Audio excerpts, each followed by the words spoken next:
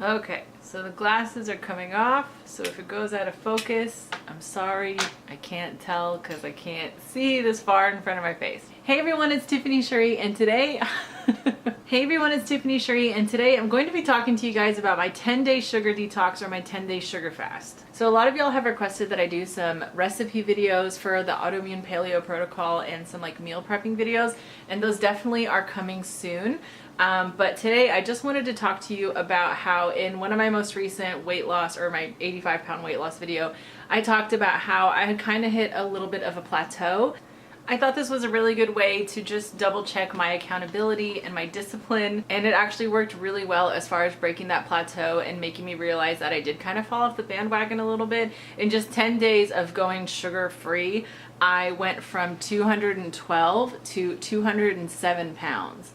So AIP and sugar is kind of tricky because, again, we're not just talking about like a diet in terms of weight loss, we're talking about your health. And so sugar, because it's such a big trigger for inflammation, it's something that we really need to keep an eye on. So some AIP friendly sugars that you might find in recipes are like coconut sugars, maple syrup, honey, and date sugar. I'll just mention now, and I've mentioned before, I'm not a nutritionist, I'm not a dietitian, I'm just sharing the things that I've learned in research and I've experienced. So before you go ahead and make any changes, I would definitely recommend you contact your GP or your doctor or whoever. So what I've learned is that those AIP friendly sugars break down chemically in our body the same way that refined sugar does. So while we can find sugar as a natural energy source and it can be AIP friendly, it's definitely addicting. So for those of us with chronic illnesses or inflammation, like when we trigger that inflammation, if we have too much sugar, that can result in like so many symptoms coming back. For me, like I get a lot of brain fog, I get pain in my stomach, like pain in my muscles and my back.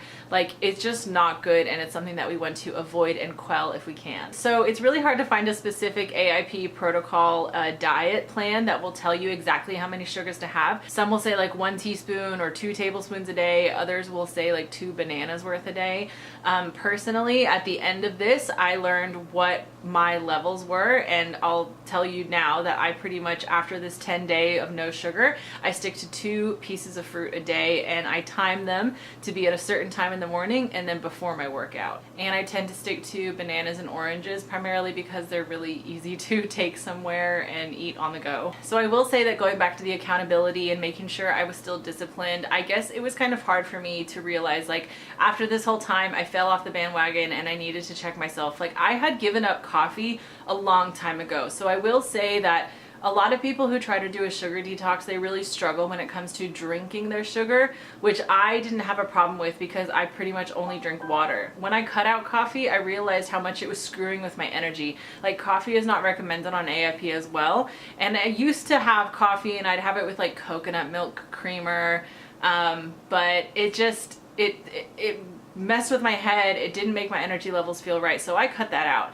So a lot of people I've heard when they did the sugar detox, they struggled with, like, in the mornings they were so used to having their coffee with their sugar and their creamer, but for me that wasn't a problem. For me, my problem was my sweet tooth and the fact that it was so easy for me to like get my hands on some chocolate, even chocolate that I was allergic to. Like at my job, and I'm sure if any of you work at offices, you'll know that there's so many people with candy bowls everywhere. Like, I just walk around an office and there's candy bowls of all types of candy, especially when there's a certain holiday that's passed and things go on sale, and it's just really hard. So basically the 10 days was me cutting off fruits and like candy.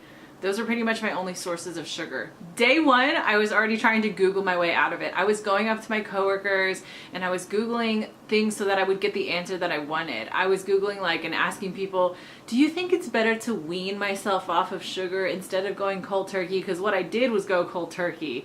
And I knew that I was trying to weasel my way out of it, and I was trying to find things that would justify what I wanted to do. Like, I was searching for so many articles that was like, oh, it's better to wean yourself off of it, but every article I found was like, just go cold turkey. So that's what I did. I will say though, the first 2 days I was really cranky. I was itching for some candy. I wasn't really craving fruit. It was just like I wanted some chocolate. There's some recipes where you can have like coconut oil and coconut butter mixed with carob chips and like all this other stuff, and it makes it really delicious foods. But just because it's AIP friendly doesn't mean it's necessarily healthy. or conducive to me losing weight. So I was looking up all these recipes and I was like, oh, what if I just have this? Like, I'll just have a taste of dark chocolate. But it was like, no. And the good thing was that I vocalized it to everyone around me. I told my family, of course, Quint knew. I told my coworkers, my friends, everyone knew that I was like anti-sugar for 10 days. So day 3, I noticed that I really had to supplement my cravings with some other areas that I didn't realize I had fallen back on or I wasn't doing as well in. I've been told by my doctor and by my endocrinologist that I need to have more healthy fats, and I definitely noticed that it had an impact on my diet, the fact that I was lacking in my healthy fats, because before, I guess, whenever I was eating like sugar and I was like sneaking in things that I wasn't supposed to eat, I wasn't having any healthy fats like avocados or oils, because those help you feel sustained. They keep you feeling full longer to get to that next meal. And I am also told that I'm extremely dehydrated and I need to drink way more water. So day 3, I was like, okay, this is good. I'm taking this as a positive. I'm learning that it all kind of sinks in together, because I guess it was easier for me to ignore my lack of water and healthy fats if I was like constantly eating sugar and constantly on that sugar craving addiction. So another thing that happened around day 4 was that I felt like I had so much energy. I woke up feeling refreshed. I felt like not groggy at all during the day. It was really cool. Day 4, it was like a light switch. Like literally, I just stopped craving sugars. I stopped craving candy. I wasn't craving any fruit. Like I was going into the grocery store, walking down the candy aisle. I was seeing the things that they try to sell you when you're checking out, and I just did not want it. Not one bit. I wasn't tempted at all. Literally, like I said, it was like a light switch, and I'm so thankful for that, because I felt like I had more control over what I was eating and what I was wanting. And I guess it made me realize like all those times before where I'd be like, oh, I really, really want this, or I really, really want that. Like maybe I didn't really want it. Maybe I was just chemically craving some sugar when I wasn't supposed to. So it got a little complicated around day 5, because I noticed every time I went to the gym, I felt like I had no energy. I felt like I had no juice.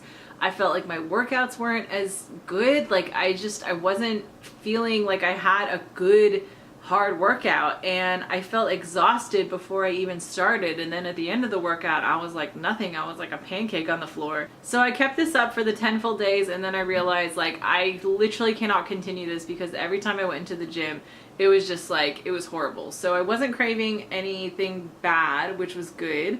But when I went to the gym, it was just... So basically, after day 10, when I reintroduced fruit, I felt like everything was kind of back to normal. I still had my energy. I didn't have any cravings for anything bad. And I really do feel like back to when I first kind of started, like my food is my fuel. And like I said, even though it was 10 days, it felt like a flip of a switch, and I'm really happy that I did it. It made me realize that I'm always talking about discipline being the foundation of my health and my change and my lifestyle and everything. I realize that now, as I continue on this journey, my perception of how disciplined I am needs to stay in check. It's not just like one trait that I have. It's not just like, oh, I've done this. I eat primarily AIP. I work out this many times a week. I've lost this much weight. I'm still losing weight. I hit a plateau, but I'm disciplined, so everything should be cool. Like, no, it's okay to reassess. I shouldn't feel guilty about that, and it's actually healthy. It's healthy to be like, okay, what's going on? Let me double check everything. New game plan. So that's everything for my sugar detox. Let me know in the comment section down below if you've ever done a sugar detox as well, or how you feel that sugar affects you, or if you have like a complicated relationship with it. I definitely know, because I was so vocal about it at work. Like people were... Every time I was eyeing that candy jar, people were like, nah, getting ready to smack stuff out of my hands. So I think it was good to have that support system. So let me know down in the comments below if you've experienced anything similar. Please give this video a thumbs up and go ahead and subscribe, because it would mean so much to me. And wherever you are in the world, I hope you're having a beautiful day. Bye!